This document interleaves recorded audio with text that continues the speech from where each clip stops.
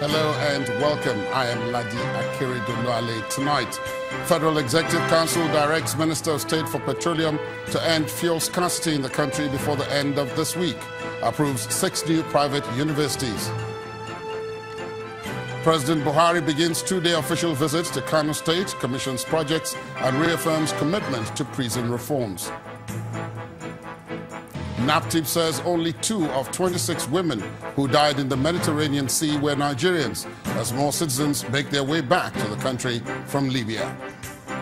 And President Donald Trump announces U.S. recognition of Jerusalem as Israel's capital. On business news tonight, Nigeria's foreign exchange reserves jumped to $38.2 billion as foreign direct investments into the country hits $10 billion. On sports news tonight, the NFF plans a pre-World Cup friendly against the 3 Lions of England for the Super Eagles. It's in the works.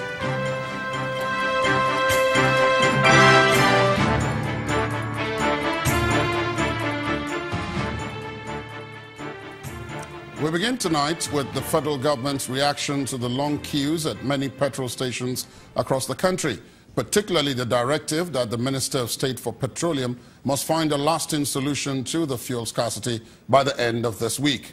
This decision formed part of the resolutions of the Federal Executive Council meeting today, presided over by the Vice President, Professor Yemi Osinbajo. The Council also approves the establishment of 6 new private universities. Our correspondent, Ibrahim Adra, reports. Vice President Yemi Osinbajo chairs this week's council meeting, at the end of which some members brief State House correspondents. The Minister of Education presented a memorandum to the Federal Executive Council on the establishment of 6 new private universities, and it has been approved. The universities are Admiralty University, Busa, Delta State, Spiritan University, Neochi, Abia, Precious Cornerstone University, Ibadan, Pamo University of Medical Sciences, Port Harcourt, Atiba University, Oyo State, and Eko University of Medical and Health Sciences, Lagos.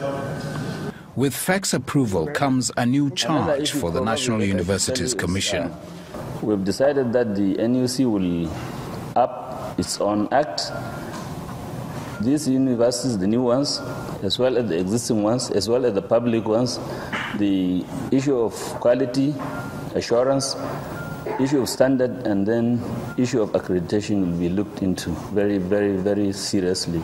As regards the new worrying trend of long queues at fueling stations in various states across the country, the government spokesman confirms it has nothing to do with pump price increase.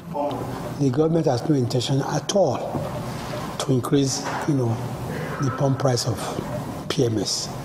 But he has assured us, and I think the council gave him a marching order, that this thing should not last beyond this weekend, and they are going to work very hard to ensure that it is contained. The FEC meeting also includes a roundup of the highlights of President Buhari's visits to Cote d'Ivoire and Jordan, as well as the government's plans to bring back Nigerians stranded in Libya. And then you have to find where they are, and you have to have access to where they are, because what the CDA, that's the Chargé d'Affaires, was saying also is that some of them are in areas that are not controlled by the internationally recognized government, and they are not in a position to give you permission to access those areas. The government gives its assurance that it is indeed working in conjunction with the International Organization for Migration to bring back home Nigerians who are desirous of leaving the North African country.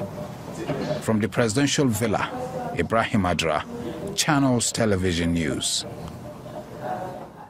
Meanwhile, the Department of Petroleum Resources has warned petrol stations in Abuja, the nation's capital, to desist from hoarding the product, which is allegedly causing artificial scarcity.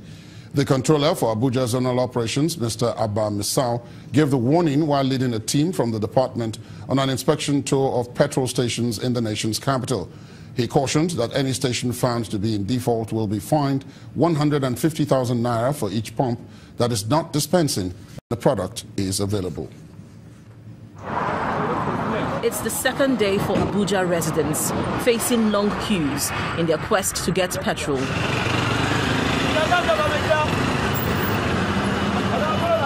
Some residents have been resigned to having to wait patiently for several hours.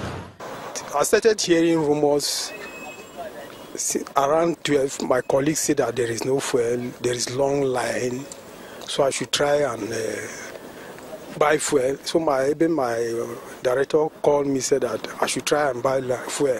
So I've been here more than 1 hour. I was even thinking to leave the line, because the line is not even moving. However, in Bauchi State, northeast Nigeria, most of the petrol stations have the product and is being sold at the approved pump price of 145 naira. But some residents are concerned that the situation experienced in other parts of the country may soon extend to their state. In Bauchi, I can say there are some filling stations, but some are shutting up already. You understand? Because I was in one of the filling stations, they said they will not sell to public. There was a vehicle, they were just trying to fill his tank. I was there, but they said they can't sell to us. In an attempt to address the situation, the Department of Petroleum Resources embarks on an inspection tour of petrol stations to check hoarding of the product. Yes. The officials use the opportunity to urge petrol stations to comply with the directive to dispense petrol to motorists or face the consequences. When we came here, they were just bringing in their fire extinguishers, which means they have not sold for a very long time, and they had the product. What they do normally is to keep the product until when it is in the night. They sell to illegal peddlers that will sell to the public at exorbitant price. That we cannot allow. The government is promising to address the situation in the coming days. Until then, residents will continue with the long wait for the product to be sold at every petrol station. Now let's get some more perspective on this fuel scarcity. I'm now being joined on the News at 10 live from the nation's capital, Abuja, by the Managing Director of the Pipeline Products Marketing Company, an arm of the NNPC, Mr. Umar Ajia. Mr. Ajia, thank you so much for joining us. Good evening, and thank you. Now, we woke up again all of a sudden to find that the queues have returned to the filling stations. What is responsible this time? There are two triggers to this unfortunate event.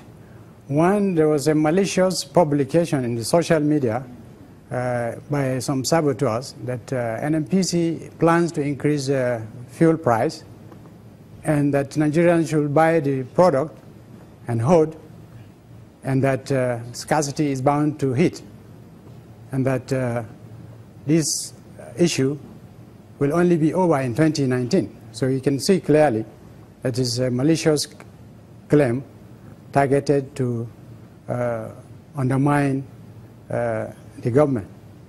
Secondly, there's also the practice of unscrupulous marketers who will ordinarily want to profiteer during the festive seasons to try to make as much as they could out of poor Nigerians. We have the product in tanks and on ships, but some of the marketers we do sell to decided to skyrocket the prices to the buying IPMA members, who are now complaining that the price is difficult for them to buy from those depots and to bring to their filling stations and sell at 145. So clearly, there is some discipline there that needs to be put in place, especially by our sister agencies, DPR and PPRA, who have the powers to sanction and, if possible, terminate the licenses of such at this point, I would just like to cut in and ask. We had here yesterday an official of the independent petroleum marketers here in Lagos, who said that the main driver, the main trigger for this particular scarcity was the fact that the NNPC did not give its members enough product through your company did not give its own members enough product to sell, and that they have the largest number of outlets. How true is that? I think that claim is untrue and is unfortunate. In all our depots, the IPMA members have the greatest share of loading, followed by our MOMAN members and then NNPC retail. So clearly, what is happening is that our own depots have made products available to these IPMA members. Of course, the NNPC depots are not quite enough to cover all the IPMA members, and that's why they resort to buying to other DAPMA members, some of whom have tried to exploit them by increasing the prices. But what NNPC is doing specifically is to rejuvenate all its depots across the country such that this menace will be put to rest. Because if all the depots have been rejuvenated in the past administration, we would not have been in the situation we are. The current administration has started to rejuvenate Mosmi Depot, to Ibadan Depot, to Aba Depot, to Kano Depot, and now we're moving to Enugu and Ilorin. These depots, which are owned 100% by another subsidiary of NNPC, the IPMA members can get this product at controlled prices. And in NNPC, we have no plans to increase ex-depot price. It still remains at 133.28 naira per liter, and therefore there's no reason why other people should sell far above that. PPRA has provided the guidelines. Most people who are listening to you and watching you this evening, the most important thing for them, especially as we go towards the end of the year, is that there was an assurance earlier by the NNPC GMD that there won't be this situation. And now that it has occurred, how quickly will we return to normal? And how do we prevent it from reoccurring again? I think quite a number of strategies were put in place. Number one is that we do have about 25 days sufficiency within the country. We also have about 30 ships imports for the month. 2 of our refineries are working, Port Harcourt and Kaduna. We have ordered 24 hours loadings and trucking and dispatches out of all our depots. We are also working in collaboration with regulators, PPPRA, DPR, to enhance surveillance, monitoring, and sanctioning. At the same time, too, we are collaborating with Navy, NIMASA, MPA, and the likes to ensure that vessels arriving are cleared on time and the product discharged at relevant depots. At the same time, we do also give the security agencies a list of all dispatches we made and the supplies so that they can track where those volumes are ending up and that erring marketers can be sanctioned appropriately. It's at that point that we're going to have to leave it. Thank you very much for joining us on the News at 10. Mr. Umar Ajia, Managing Director, PPMC. Thank you so much for joining us. Thank you very much.